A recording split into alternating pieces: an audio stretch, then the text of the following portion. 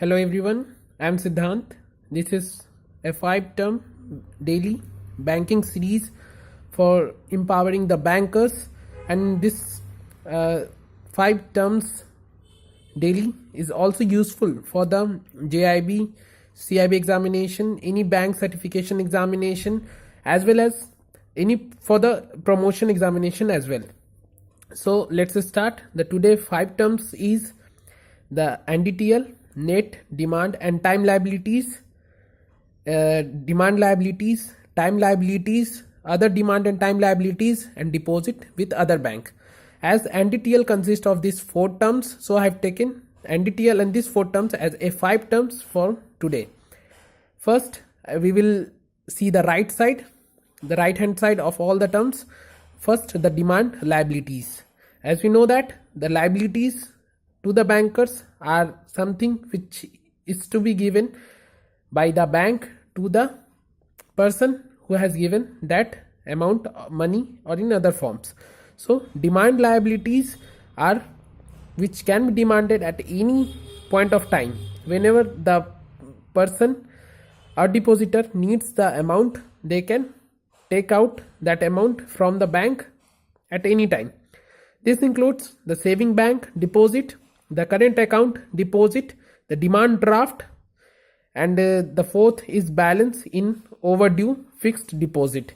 These 4 are the demand liabilities which can be taken by the depositor at any particular point, at any particular time, at any time I can say.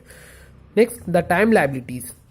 The time liabilities had the time in the scenario, because at a very fixed time that they can withdraw that amount from the bank, though even before that time they can withdraw, but there are some conditions like penalty is one of the conditions that they can withdraw. But in the time liabilities, generally after the particular time they can able to take out the deposit that they have handed over to the bank. This includes recurring deposit, fixed deposit, the staff, security, deposit, etc. The next is other demand and time liabilities. The other demand and time liabilities are those liabilities which are not included in the demand and the time liabilities. So this includes the call market money, the certificate of deposits, the unpaid dividend, and the bills payable. Call market, in simply I would say it's a short term money market instrument. Certificate of deposit is also short term money market deposit, and since it's a liability, so the bank has taken a money from the public or depositor or any particular bank for its own purposes. So this includes in the other demand and time liabilities.